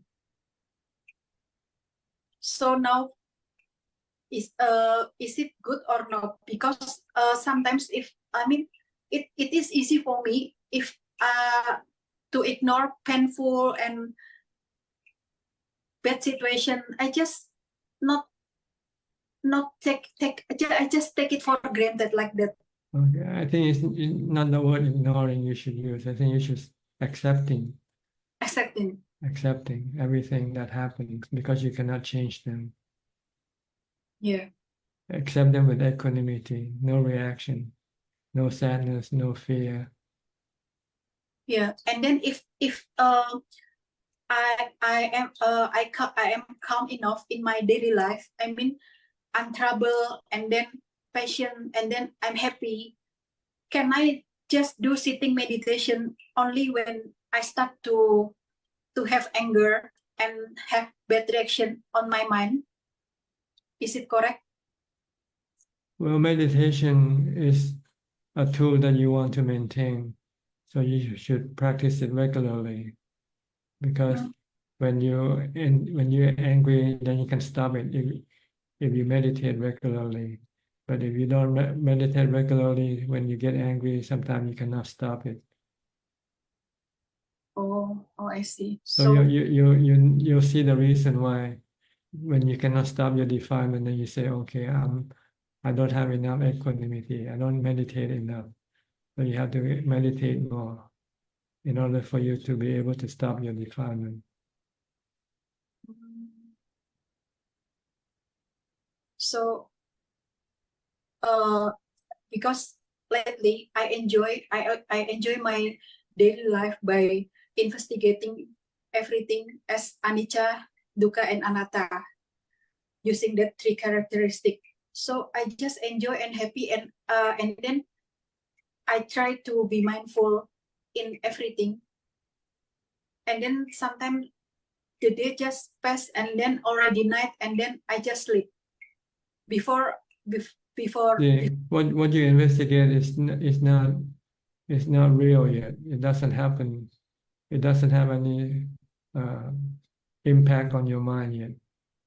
You wait until you have cancer and you go to see the doctor, say you only have 6 months left, and see if you can still remain happy or not. If the question is now, I think I believe I'm happy because I don't have any craving anymore. I mean, I don't have any craving for material things, and also I use my time wisely. I mean, with my own capability. I believe I'm already all out. So I mean, It's just belief. See, it's not real yet. Go live alone in the forest for a while, having nothing at all.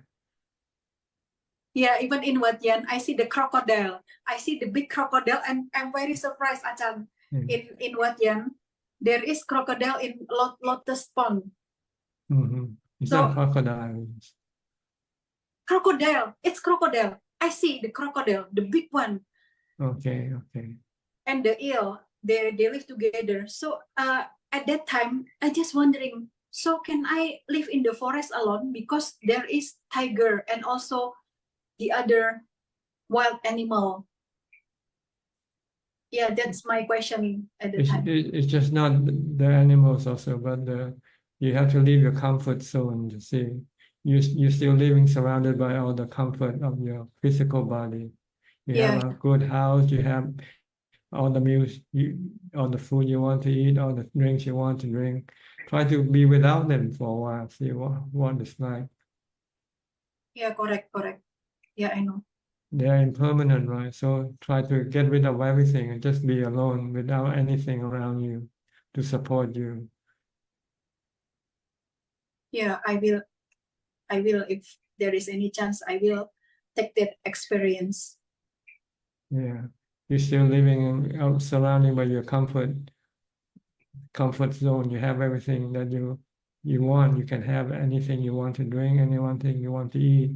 Try to fast, having no food for a few days. See whether you can still be happy or not.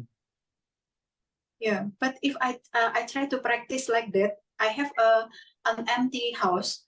So can I mean can I put all the food my required for practice at that house, and then I practice with that food, or how, Ajahn, how to? You have to think. This is something you have to think. I cannot give you precise instruction, but you want to test yourself whether you can live without any comfort, anything to support you. Just being alone, just like a homeless person sleeping on the street. I see. Don't know whether you're gonna have food tomorrow or not. Don't know how safe you are, so forth. Okay, thank you, Ajahn. Thank you. Okay. Thank See, you.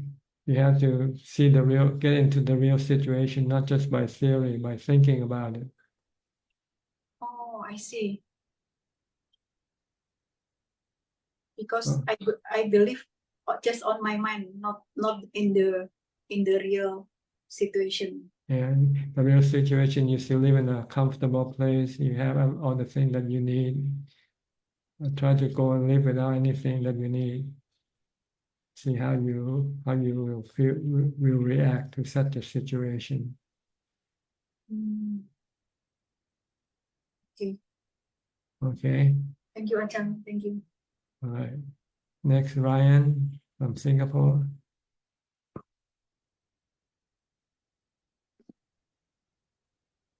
Good evening, Ajahn. Yes. Can I help you?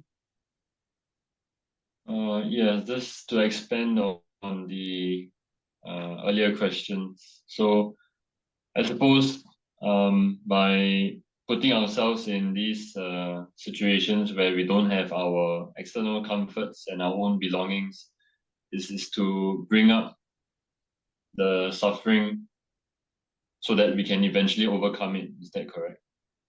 Yes, you have to test yourself. Like you study the theory that everything is impermanent. So now you have to expose to the impermanence of everything. You used to have something around you, now suddenly you have nothing around you to serve you but yourself. No food to eat for a few days, see how you react. Fast for a few days. Turn off your cell phone, don't get in contact with anybody. Turn off your air conditioner or the artificial support. Try to live naturally. live with nature. It's like a monk essentially. Yeah, that's what basically you have to be exposed to the real thing, not just the theory of it. And so the idea is to, once I'm in such a situation and I experience the suffering of not having all the things that I used to have, so Yes. I'm supposed to see that there is no self in any of these things so that I can overcome that suffering. Yes, especially there's no self in the body. That's our problem. We need everything because we think we are the body and the body needs to have so many things. But we forget that eventually the body will end up dead one day. It's gonna die. So why don't you try to expose your body to such a condition to see how you deal with it? No food, no place to sleep, no safe place to sleep, nothing to see or hear or do, not just like wandering in the forest by yourself.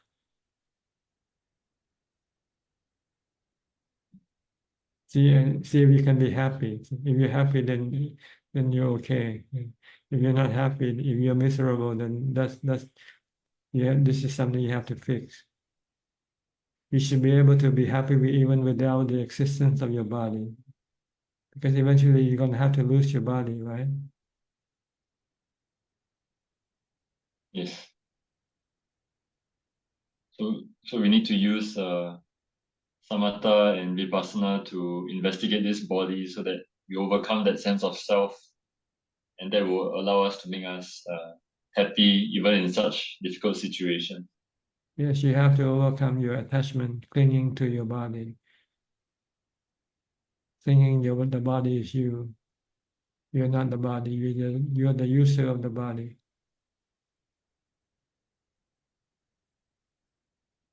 So all the defilements that we have, they're all rooted in the body. It's because we think we are this body, therefore there is all the craving for all the external sense pleasures and all the belongings. Yes, it comes from our craving for sensual pleasure, which causes us to go take possession of our body. Because without the body, we cannot access the sensual objects to have sensual pleasures. So we become attached and we rely on the body as the mean of getting pleasure from the sensual object. So we love the body, we cherish the body, we want to protect and save the body for as long as possible. But if you can meditate and you can become happy with meditation, then you can give up your sensual pleasure. Then your attachment to your body can then be severed because you don't need the body anymore. Then it doesn't matter what happens to your body, whether it get old, get sick, or die, or whether it lacks all the necessary requisite of life. You just let it be. Live with whatever you have. You can. If you cannot exist, then if the body cannot exist, then you're happy just to let it go.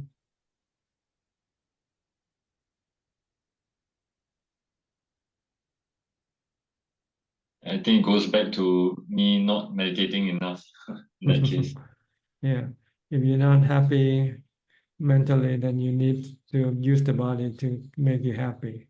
You need to see, to hear, to eat, to drink, to make you happy.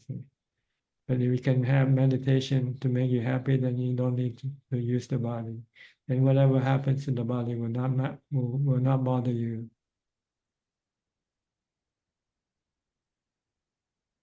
Okay. To put in more effort. Thank you, Ajahn. Switch the way of having pleasure. Instead of sensual pleasure, seek the pleasure from meditation. Okay. Thank you, Ajahn. Next, Philip from Malaysia.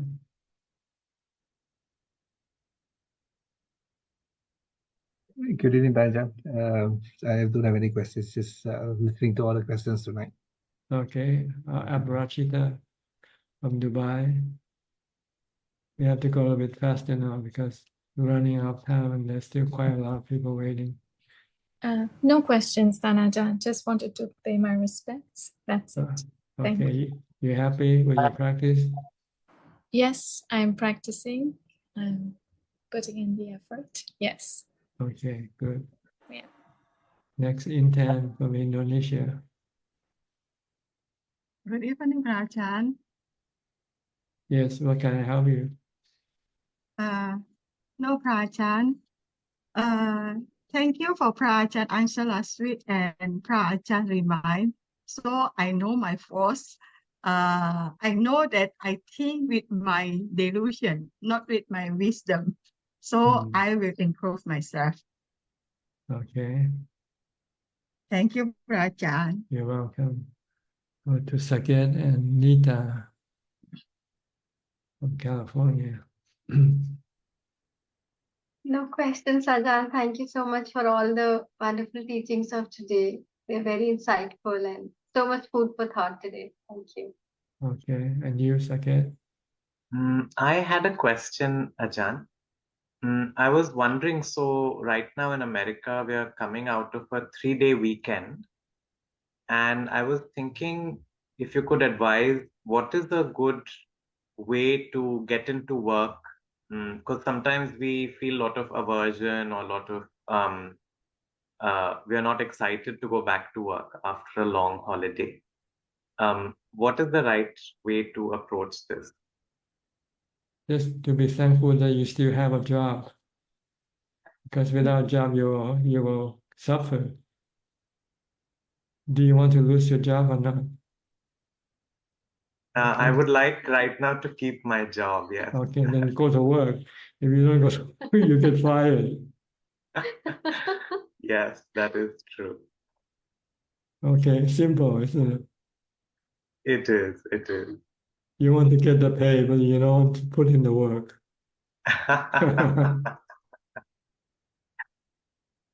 Yes. But nobody pay you for nothing. They pay you for your work. Yeah. In the past, we have a Thai government who has this slogan, say, money is work, work is money. Yeah. And they give you happiness, both money and work.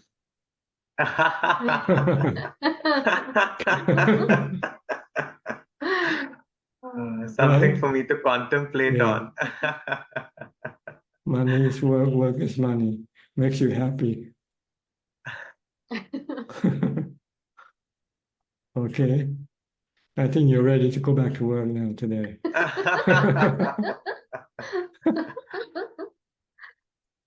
Well, thank you, Ajahn. I will contemplate on this, and I do hope to retire soon. And I'm trying to save up for that. But I also think that maybe there's some more that I need to contemplate here. And thank you. Well, if you have enough money to exist without working, then you can start working. No need to work the entire life. Okay. Yes, Ajahn. Happy retirement. Thank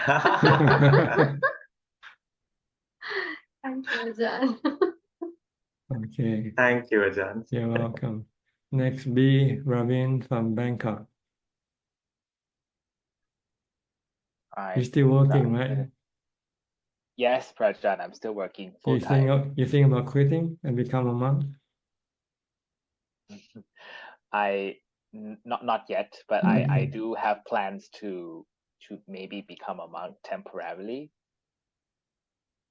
I think it would be good for me to at least get a glimpse of what it's like to lead a monastic life. It's one of my life goals.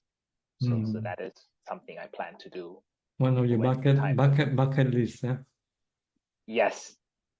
To put it that way, yes. Okay. And given we have limited time, I just want to reflect on your teachings today, I realized that it's very important that I try to stay more patient, especially with my meditation. I realized that before I try to attempt to use wisdom, I need to really calm my mind, not just calm it, but calm it long enough so that if I want to try to apply wisdom, it will be beneficial. Because I think what Prajan you mentioned about, contemplation of the body, getting rid of the fear of aging, sickness, and death, it's very easy to think about those things, but when coming to face with the real situation, it's actually very hard to actually not fear them. So I realized that I need strong meditation to try and break the kilesa that binds my mind to you need strong equanimity. Because when you have equanimity, your mindfulness suppress your defilement from reacting. But it's still there. You need to remove it with wisdom eventually. Yes, I observed that even when after I come out of meditation, if I have a good session, the calmness only stays temporarily. After a while, it will subside. Yes, because you start to think and your mind become restless and agitated again.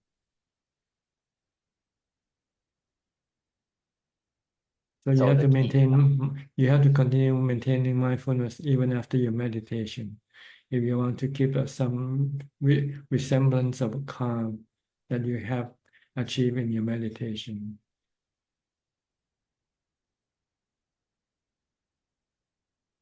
Yes, and I admit it's quite hard because sometimes after I meditate, I sometimes give myself a nice pat on the back, oh, job well done.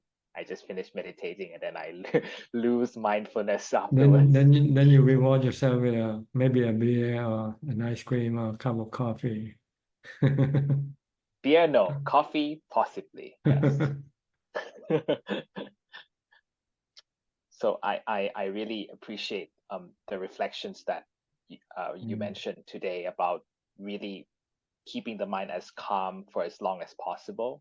I realize that it's important for me to do it more consistently and not to get carried away by just temporarily calmness, because it's not wisdom, it's just samadhi. But you need it to support your wisdom. Without it, you won't be able to stop your cravings. Even you know that you have to stop your craving, but you cannot stop it without samadhi, without equanimity. Yes. Okay. Yes. Anything else? Thank you, Prajan. Not for now. Thank you, Prajan. Okay, go to Diana. Hi, Diana. Yeah. You have any question ready to ask? Hello, Ajahn Suchart. I can just listen today. Okay, no question. Some questions were coming from what I was hearing, so I would like to listen to the teaching again today because my connection of internet was bad again. But I just keep practicing. I had a visit at my mother's home. I tried to serve her. I would say I was like half successful, so it's already good. Yeah. I wasn't as successful serving as I wanted to be because my own ego was getting in the way, and also the needs of my child were getting in the way, and I was trying to manage both of them, and it was challenging. So to take care of one, I had to pause. I had to take care of my daughter. I had to put my mom on hold a little bit. And then I tried to explain, but then see, my mom is older now, so I think she's having a lot more childlike emotional reactions. And then I realized I also need to treat her more like more gentle, like a child, give her much more time, not expecting her to be the same adult, strong person she used to be. And it's very confusing because she still looks very strong and healthy and she projects herself that way. So I made some mistakes with that, and some tension was there. And I still don't know what to do with the aversion that I have towards the tension. But I think from what I was hearing, like I still need to practice more mindfulness, like that it's just like an anatta, like less attachment, that it's passing, because in the end it all passed. You know, the night it was gone and she was reacting differently. Maybe she was tired, maybe she was needing more rest and things like that. So I will keep focusing on serving her more. It's just that turns out that I need to serve my daughter more also now. So we'll just like, I'll do what I can and see if in the middle of that I can also find time for my own practice. One thing I noticed is when we returned from my mom's home is my daughter's reaction, how more minimal my apartment is. And I'm okay with it, but she isn't necessarily. So, but after some time, like she was crying a lot, that it wasn't as comfortable. And it's true, it's not as comfortable. It's like, it's much, much less, because it's like, I don't need so much anymore. But now that I'm aware that my daughter might need more comfort, I can, well, we might need like a day buffer to do that, because she was very overreactive. She's okay now. And I don't know, maybe she's not liking that it's just her and I now again, instead of like a bigger family. I don't know. But I'm always like very happy for these sessions, and just I need to practice more. You know, right now I'm just like doing a lot of serving my mom and my daughter. And now, yeah. And I get angry about that too, you know, because I'd like to do more sitting. I'd like to do more mindfulness, but yeah. But serving is also a way of practice. It's charity. Say it again. Serving your mother is a form of practice. It's charity, the practice of charity, giving happiness to other people. Yeah. And you can become happy that way also. Yes, I give her. Yes, I really enjoy that. Like I cleaned her home. And she was very happy about that. Before she wouldn't let me clean her home. So, but she was unhappy about asking me to do it. But once she did, it was okay. It's only when it's in conflict that my daughter needs to be taken out or like be paid attention to. So I haven't worked out the balance out yet. Okay. Let's play by the ear. Yeah, I'm trying to. Okay, good luck to you. Next, Lisa Chu. Hi, Lisa. Is this your first time here? Hello, good evening, Ajahn. Namo Buddhaya. No, this is my second time here. From Singapore? No, I'm from Malaysia. Okay. It's in the Mahamangala Sutta, and there is a line in Pali that says like Nata Kanan Cha Sangahu. I guess it translates to something that sounds like helping relatives as one of the 38 blessings. And I guess my question is that one may have like relatives that tend to have the tendency to take more than they give or feel more entitled. And I wondered, what is the Buddhist approach to this situation? You give according to their needs. If they need, and if you can give them, help them with their need, give it. But if they can exist without your help, then you don't have to give them. All right. And the other question I have is with regards to the fourth precept. It's like the Musavada. So basically, I always go for lunch and coffee with my friends, and I try to stick to the weather, to recipe, to exercises, but we tend to gossip in the end. And I try to just give the mandatory O and R. And I'm really proud of myself, that I didn't participate in it. But in the evening, while I was having dinner with my mom, I caught myself repeating every single gossip to my mom. And like, oh my goodness, what am I doing here? Because it's like in the mind, And I wondered what I should do here. The next time I go for coffee and tea, do I just shut them out completely? Or do I just try to be more mindful? Because it's just part of my social life. This fourth precept is usually referred just to not lying, just saying the truth. But as far as gossiping, and these are not really included in the 5 precepts. It's for those who ordain, people like me.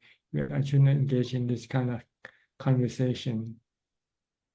But for laymen, lay people who keeps the 8 or 5 precepts, the 4th precept means you don't lie. That's all. But you can still talk, having chatter, gossip. But it's not good. But the goal is to try not to do it if you can. All right, thank you. That helps. It doesn't consider to be breaking the 4th precept. All right, brilliant. Thank you. Thank you. Okay. Good night. Good night. Next, Belinda from Singapore.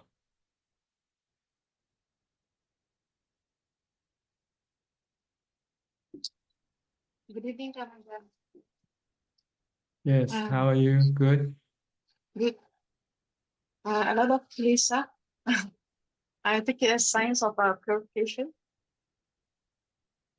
After Sign of online. no mindfulness. Mm. Lack of control, mind control. Not controlling your mind enough.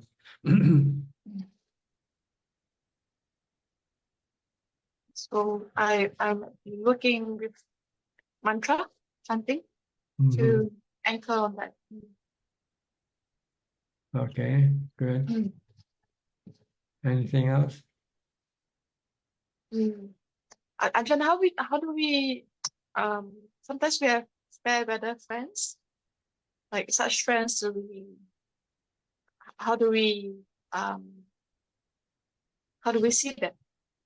See your friend? That's what? Like fair weather friends. Fair weather, what do you mean fair weather? Fair weather friends, like friends who are only available during good times. Oh, you just have to look at it. This is natural. People usually cling to you when you're happy, when you have something for them. But when you got nothing for them, then they won't come around. So don't expect friends during hard times. You won't find one. If you find one, then you're lucky.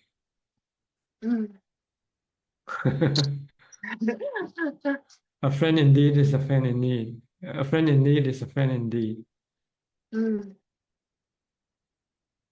So if you don't have them, don't feel bad because most people are not real friends. They're friends because you have something to give them. That's why they hang around with you. But if they have to give you something, then they usually won't hang around with you. Okay. So it's better to live alone. Don't expect anything from anybody. Self-reliant. Attahi atano nato, the Buddha said. Okay. What does that mean, Ajahn? Attahi atano nato. You are your own refuge. Don't rely on other people as a refuge to you. Rely on yourself.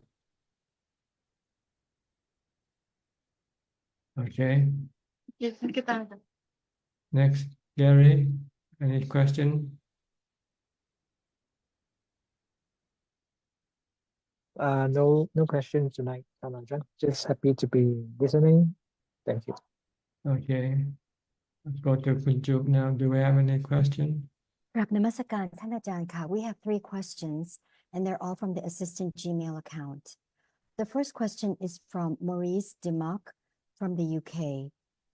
In Buddhism, is there forgiveness? What if I have already broken the precepts? Can I be forgiven? in Buddhism we have forgiveness, but forgiveness is not to erase or wipe out our bad karma. This we cannot do. Buddhism teaches us to forgive people who hurt us, who make us mad or angry. We should not hold any grudge toward them. The next question is from Yeti. There is a constant battle inside my mind where my thought is replying to another thought I have. Can Ajahn advise me on this? Yes, to stop them both by reciting the mantra Bhutto Bhutto. And the last question, if I want to block my own chattering mind, can I listen to your Dhamma talk while doing daily activities like eating, cooking, cleaning? Is this mindfulness? You can try doing it if you can stop your mind from chattering. But I think I would prefer using the mantra Bhutto Bhutto will be better, I think. Try it anyway. Try both methods. Use mantra Bhutto Bhutto, or you can listen to Dhamma talk and see how it works. That is all, Ka. Okay. I think that's about all for tonight. That's all the time we have. Thank you for your company. I hope this meeting is helpful, useful to you, and can help you advance in your practice. In the meantime, please stay safe, be mindful, and keep on practicing. And if all goes well, I'll see you all at the same time next week. Thank you and goodbye. Thank you, Ajahn. Thank you, Dhamma. Thank you, Bye, Dhamma. everyone. Thank you, everyone. Thank you, Thank you. Ajahn. Thank you. Bye. Thank Thank you, Abhi. you. Good night, everyone. Everyone. Thank you. Bye-bye. Bye. Bye.